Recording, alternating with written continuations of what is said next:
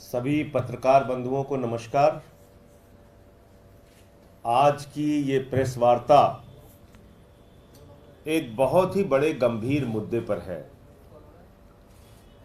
एक ऐसा गंभीर मुद्दा जिस पर आपकी आंखें खुल जाएंगी। एक ऐसा गंभीर मुद्दा कि किस तरह से देश की जांच एजेंसियां राजनीतिक हथियार बन रही हैं, किस तरह से देश की जांच एजेंसियां देश की सुप्रीम कोर्ट को गुमराह कर रही हैं। किसी और अदालत की बात मैं नहीं कर रहा हूं। देश के सर्वोच्च न्यायालय को, सुप्रीम कोर्ट को देश की जांच एजेंसियां गुमराह कर रही हैं।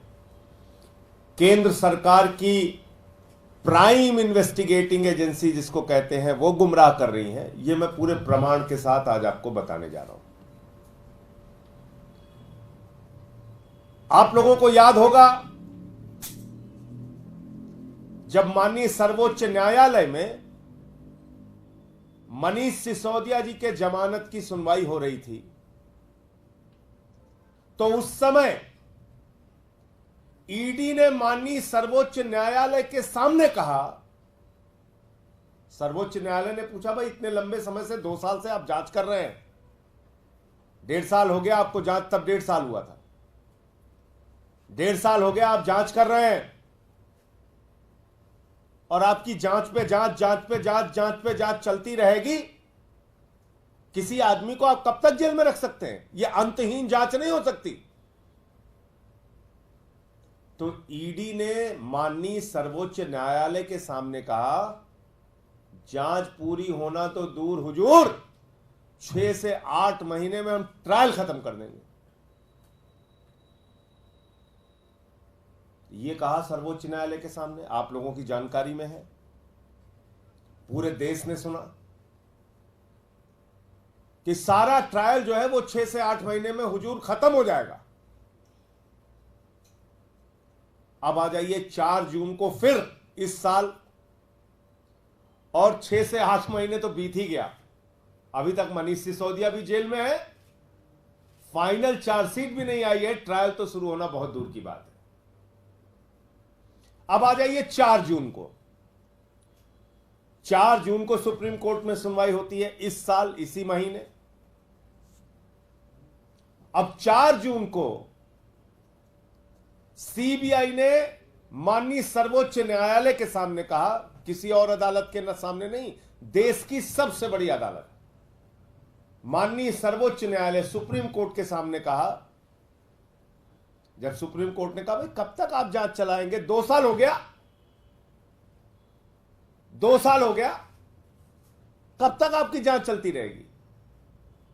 बोले, सर साहब एकदम जांच पूरी हो गई, सब कुछ तैयार है साहब, बस 2 से 3 हफ्ते के अंदर हम फाइनल चार्जशीट दाखिल कर देंगे, अब हमको कोई जांच नहीं करनी। सुना होगा आप लोगों ने, ये भी आप लोगों की जानकारी में है। माने सीबीआई सुप्रीम कोर्ट को गुमराह कर रही है।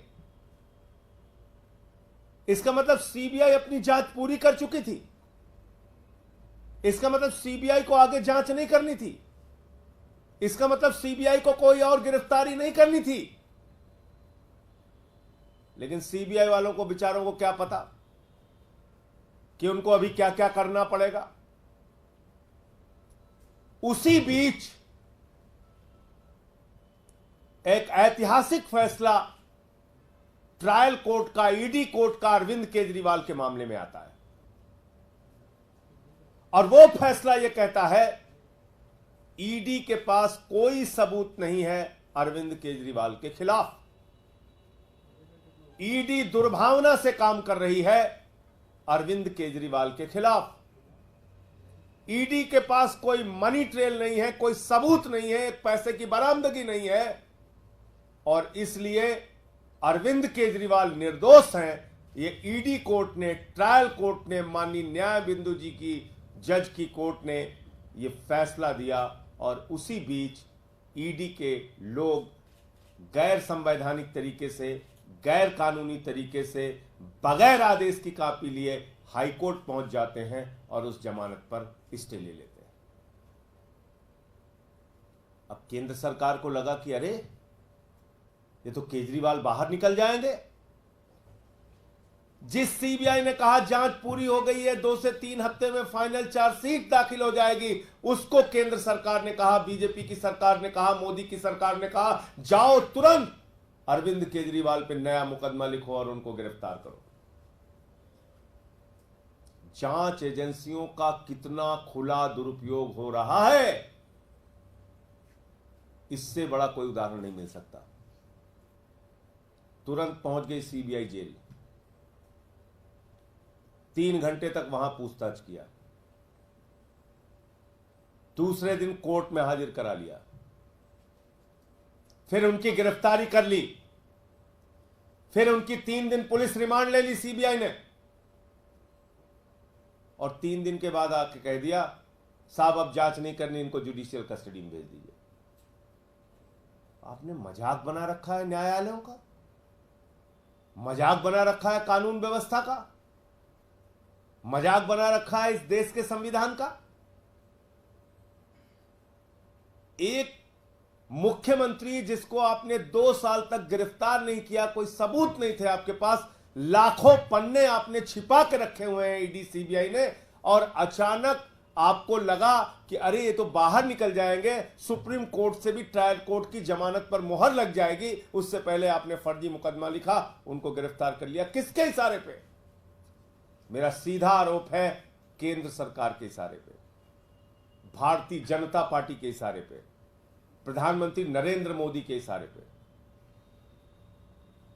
आपने एक लाखों पन्ने की तो चार्जशीट दाखिल कर रखी है अलग अलग मामलों में, लाखों पन्ने आपने छिपा रखे हैं, आपकी जांच अंतहीन तरीके से चल रही है,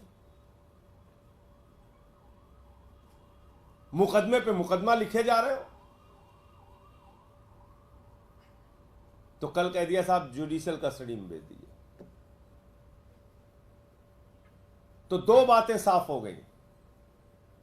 नंबर 1, मनीष सिसोदिया के मामले में कोई सबूत नहीं है ईडी और सीबीआई के पास, सिर्फ उनकी जमानत को रोकने के लिए भारत के सर्वोच्च न्यायालय में खुलेआम ईडी और सीबीआई के द्वारा झूठ बोला गया। यह माननीय सर्वोच्च न्यायालय की अवमानना है, यह माननीय सुप्रीम कोर्ट का कंटेम्प्ट है, और मैं माननीय सर्वोच्च न्यायालय से भी अनुरोध करूंगा कि अपने इस अवमानना पर कार्रवाई करने की कृपा करें। आप इसके ओर भी ध्यान दें। मोदी जी की एजेंसियां सुप्रीम कोर्ट में जाके झूठ बोल रही हैं, फिर बचेगा क्या? दूसरी बात, अरविंद केजरीवाल को जमानत मिलने के बाद, ईडी कोर्ट से जमानत मिलने के बाद कोई सबूत, कोई तथ्य, कोई मामला सीबीआई के पास नहीं था। बावजूद इसके राजनीतिक द्वेष और दुर्भावना के कारण अरविंद केजरीवाल को सीबीआई ने गिरफ्तार कर लिया और उनको पहले पुलिस रिमांड में लिया, 3 दिन की पुलिस रिमांड के बाद जुडिशियल कस्टडी में ले लिया, भेज दिया। इसलिए भेजा कि अब अगर ट्रायल कोर्ट की जमानत पर सुप्रीम कोर्ट की मुहर लगती है तो कम से कम सीबीआई के एक मामले में फिर से जमानत करानी पड़े अरविंद केजरीवाल को। प्रधानमंत्री जी, पूरा देश देख रहा है आप क्या कर रहे हैं,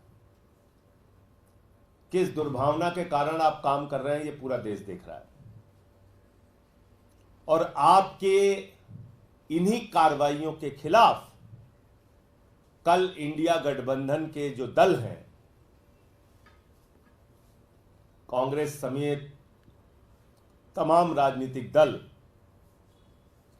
जब खड़गे साहब के घर पे मीटिंग हुई थी जिसमें राहुल गांधी जी भी मौजूद थे, सबने एक स्वर में तय किया था कि कल 10:30 बजे देश की संसद की परिसर में इंडिया गठबंधन के दल देश भर में ईडी सीबीआई के दुरुपयोग के खिलाफ आंदोलन करेंगे, प्रदर्शन करेंगे।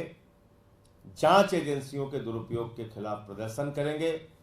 अरविंद केजरीवाल और जो दूसरे नेताओं की, बंगाल में 3 नेताओं की गिरफ्तारी हुई है, हेमंत सोरेन 5 महीने तक जेल में रखे गए, संजय रावत, अनिल देशमुख, तमाम नेताओं को पकड़ पकड़ के जेल में डाला गया। सीबीआई का इस्तेमाल, ईडी का इस्तेमाल राहुल गांधी, सोनिया गांधी पर भी किया गया। ईडी सीबीआई का इस्तेमाल अखिलेश यादव के खिलाफ भी किया गया, तेजस्वी यादव के खिलाफ बिहार में भी किया गया, शरद पवार के खिलाफ किया गया,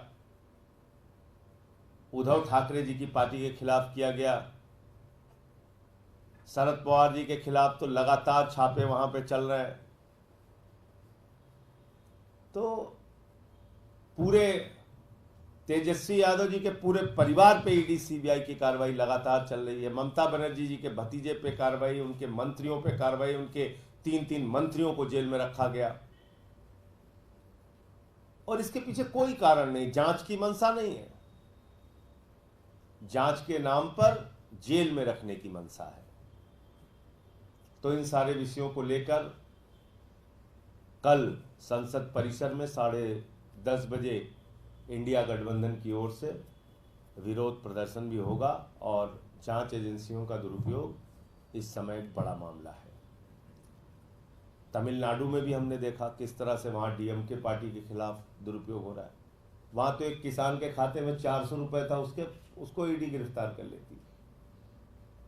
400 रुपए, क्योंकि एक बीजेपी नेता ने उसके खिलाफ एप्लीकेशन दी।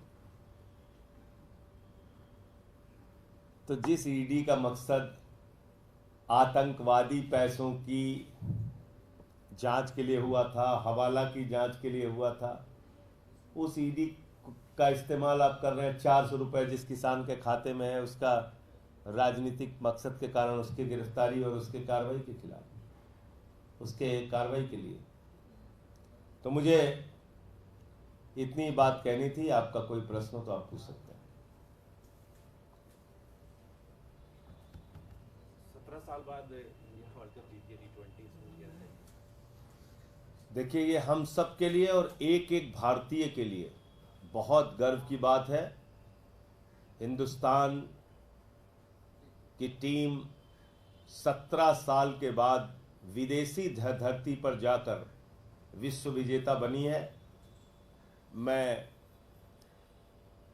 रोहित शर्मा जी को, पूरी इंडिया टीम को हृदय की गहराइयों से बधाई देना चाहता हूं, शुभकामनाएं देना चाहता हूं। आम आदमी पार्टी के एक एक कार्यकर्ता की ओर से, देश के करोड़ों लोगों की ओर से।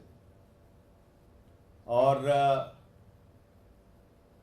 बहुत अच्छा है, इंडिया जीते, इंडिया को जीतना ही चाहिए, इंडिया जीतता ही रहेगा। इंडिया जीत रहा है, राजनीति का खेल हो चाहे क्रिकेट का खेल हो। सर, एक और सवाल है सर, आप कह रहे हैं कांग्रेस भी हिस्सा लेगी, लेकिन जो दिल्ली यूनिट है कांग्रेस की, वो कहती है कि जनता को राम भरोसे छोड़कर सरकार जो है वो अरविंद केजरीवाल की रिहाई में लगी हुई है। तो ये कॉन्ट्रडिक्शन को किस तरह से देखते हैं सर? देखिए, ऐसा है कि जो मैंने आपको वो जानकारी दी जो इंडिया गठबंधन की मीटिंग में खड़गे साहब के यहाँ तय हुआ था, तो अगर अपने राष्ट्रीय नेतृत्व के विपरीत कोई राय अगर उनकी राज्य इकाई रख रही है तो इस पर जवाब उनके राष्ट्रीय नेतृत्व के लोग देंगे, मैं क्यों बोलूँगा। अगर राहुल गांधी जी की राय के खिलाफ, खड़गे जी की राय के खिलाफ किसी राज्य इकाई की राय है, वो चाहे दिल्ली की हो या किसी राज्य इकाई की हो, कोई फैसला अगर सामूहिक रूप से इंडिया गठबंधन की बैठक में लिया गया है तो उसके विपरीत जाकर राज्य इकाई दिल्ली की क्या कह रही है, इस पे उनके राष्ट्रीय नेतृत्व को जवाब देना चाहिए। संजय जी, पानी भरने का जो बार-बार मामला है वो सामने आता है, दिल्ली में भी इस तरीके की स्थिति हो जाती है, कल भी इस तरीके से देखा गया थोड़ी बारिश के बाद। देखिए, दिल्ली में जहां जहां जल भरा हो रहा है वहां हम कार्रवाई भी कर रहे हैं बहुत तेजी के साथ, और आपने देखा होगा स्थितियां काफी बेहतर हुई हैं। और ब्लेम गेम में पड़ेंगे तो आपको मुझे बताना पड़ेगा कि एनडीएमसी का एरिया शांति पथ, वहां पे नाव चल सकती थी, इतना पानी भर गया। आपको मुझे बताना पड़ेगा कि राम गोपाल यादव जी जो समाजवादी पार्टी के राष्ट्रीय महासचिव हैं, वो अपने सहयोगियों के सहयोग से बाहर निकाले गए घर से इतना पानी उनके घर में भर गया था। ये सब एनडीएमसी एरिया में आता है। चलिए उसका ब्लेम गेम नहीं करते हैं, छोड़ देते हैं ये सब चीजें। जहां हमारी जिम्मेदारी हम काम करेंगे। लेकिन आप क्या कर रहे हैं? भारत के प्रधानमंत्री जिस चीज का उद्घाटन करते हैं वो गिर जा रहा है। मेरठ के सड़क का उद्घाटन किया, वहां गड्ढा हो गया। बुंदेलखंड के एक्सप्रेसवे का उद्घाटन किया, वहां गड्ढा हो गया। बिहार में पुल का उद्घाटन किया, वो टूट के गिर गया। जबलपुर का टर्मिनल गिर गया, दिल्ली का टर्मिनल गिर गया, उसमें लोगों की जान चली गई। क्या हो रहा है इस देश के अंदर? राजकोट गुजरात का टर्मिनल गिर गया, अटल सेतु टूट गया। इसके लिए हम जिम्मेदार हैं। प्रभु श्री राम की नगरी अयोध्या, आप जाके देखिए हालत वहां पे। पहले तो आपने हजारों घर तोड़ डाले लोगों के, उसके ऊपर बुलडोजर चला दिया, उनकी गरीबी पे बुलडोजर चलाया, उनकी दुकानों पर बुलडोजर चलाया, उनके मकानों पर बुलडोजर चलाया, मंदिरों पर बुलडोजर चलाया। आप तानाशाही से इस देश को चलाना चाहते हैं। आपने प्रभु श्री राम की नगरी को तहस नहस कर दिया। 30,000 करोड़ रुपए विकास के नाम पे आपने वहां पे खर्चा किया। क्या हुआ पहली बारिश के अंदर? क्या हुआ पहली बारिश के अंदर? आप सब कुछ तो छोड़ दीजिए, प्रभु श्री राम के गर्भगृह में पानी गिर रहा था और प्रभु श्री राम के मंदिर के मुख्य पुजारी ने इस पे अपनी आपत्ति जाहिर की। और मैं कौन शख्स हूं? पहला वो व्यक्ति जिसने देश के अंदर चंदा चोरी का मुद्दा उठाया था। मैंने अयोध्या की कोतवाली में तहरीर दी थी एफआईआर के लिए कि प्रभु श्री राम के मंदिर में चंदा चोरी हो रही है, भ्रष्टाचार हो रहा है, उठाकर देख लीजिएगा। मैंने कहा था कि यहां भ्रष्टाचार हो रहा है, कम से कम भगवान श्री राम को तो छोड़ दो। लेकिन वही बड़ी बड़ी बातें, देश को आपने गुमराह किया। राम को हम लेके आए हैं, हमको लेके आओ, हम भगवान हैं, हम नॉन बायोलॉजिकल हैं, हम अवतार हैं, हम परमात्मा हैं। तो आप इंसान को तो बेवकूफ बना सकते हैं प्रधानमंत्री जी, भगवान को आप मूर्ख नहीं बना सकते। भगवान ने आपके साथ न्याय कर दिया। अयोध्या में आप लोगों ने राम मंदिर में भ्रष्टाचार किया, राम मंदिर के नाम पे चंदा चोरी की। अयोध्या आपको भगवान श्री राम ने हरा दिया। सीतापुर हरा दिया, रामपुर हरा दिया, श्रावस्ती हरा दिया, प्रयागराज हरा दिया, सुल्तानपुर हरा दिया, प्रतापगढ़ हरा दिया, कौशाम्बी हरा दिया, चित्रकूट हरा दिया। जहां जहां से प्रभु श्री राम होकर गुजरे हैं, राम पथ गमन मार्ग, सब जगह बीजेपी का सफाया हो गया। आप लोग भगवान को भी नहीं बख्श रहे। तो पूरे देश में जहां भाजपा है वहां भ्रष्टाचार है, जहां भाजपा है वहां सिर्फ और सिर्फ एक ही कार्रवाई है, चंदा दो धंधा लो, चंदा दो धंधा लो, electoral bond, electoral bond, electoral bond. Terminal गिर जाए कोई नई बात नहीं, हमको इलेक्टोरल बॉन्ड दो। सड़कें टूट जाए कोई बात नहीं, इलेक्टोरल बॉन्ड बीजेपी को दो। पुल गिर जाए, 150 जान चली जाए, चाहे 1,500 जान चली जाए, चाहे मोरबी का पुल गिर जाए, चाहे बिहार का पुल गिर जाए, चंदा दो धंधा लो, चंदा दो धंधा लो।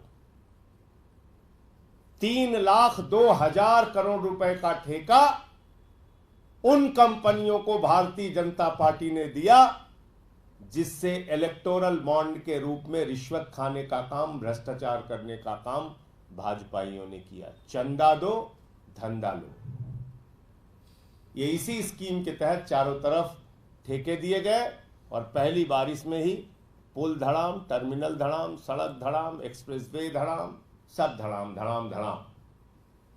अब अंतिम में 1 मिनट 23 सेकंड आपका लूंगा, उसके बाद मैं अपनी बात बंद करूंगा। बहुत अच्छा विषय आपने दिल्ली के पानी का उठाया। मैं आपको दिखा रहा हूं, ये 30,000 करोड़ का भ्रष्टाचार देखिए। आपको बता दें कि अयोध्या की ये दुर्गति अभी प्री मानसून की बारिश ने की है, जबकि मानसून को आना भी बाकी है। जी हाँ, उत्तर प्रदेश में 26 से 29 जून के बीच मानसून दस्तक दे सकता है। सोचिए जब मूसलाधार बारिश होगी तो रामनगरी के वर्ल्ड क्लास सिटी वाले दावे का क्या होगा। अब आपको दिखाते हैं अयोध्या में किस प्रोजेक्ट पर कितने पैसे खर्च किए गए। एयरपोर्ट पर 1450 करोड़ रुपए खर्च हुए, रेलवे स्टेशन पर 724 करोड़ रुपए, अयोध्या रिंग रोड पर 4793 करोड़ रुपए, 14 कोसी परिक्रमा मार्ग पर 1140 करोड़ रुपए, पंचकोसी परिक्रमा मार्ग पर 773। डिस्टर्ब मत करो भैया, पूरा चल। 793 करोड़ रुपए, 14 कोसी परिक्रमा मार्ग पर 1140 करोड़ रुपए, पंचकोसी परिक्रमा मार्ग पर 773 करोड़ रुपए, रामपथ पर 787 करोड़ रुपए, टाउनशिप पर 2180 करोड़ रुपए, पुराने मंदिरों के जीर्णोद्धार पर 170 करोड़ रुपए, मेडिकल कॉलेज पर 245 करोड़ रुपए। अब सवाल ये है कि अयोध्या में भव्य और दिव्य राम मंदिर को बनाने के लिए देश के जाने माने और वर्ल्ड क्लास इंजीनियरों से राय ली गई, तो क्या अयोध्या नगरी के विकास को सिर्फ जेबें भरने वाले ठेकेदारों के जिम्मे छोड़ दिया गया? सवाल तो राम मंदिर की छत से पानी टपकने पर भी उठा, हालांकि इसका जवाब श्री राम मंदिर जन्मभूमि ट्रस्ट ने दे दिया। लेकिन जो भी मंदिर बन गए हैं जहाँ रामलला विराजमान है और जो आगे भी जगह बनी है उसमें एक ही पहली वर्षा में ही पानी छूने लगा, अंदर पानी भर गया था। सुन लिया आपने, पहली वर्षा में ही प्रभु श्री राम मंदिर के गर्भगृह में पानी गिरने लगा। तो भाजपाइयों से पूछिए इतना भ्रष्टाचार क्यों करते हैं? भगवान के नाम पे भ्रष्टाचार नहीं चलेगा, नहीं चलेगा।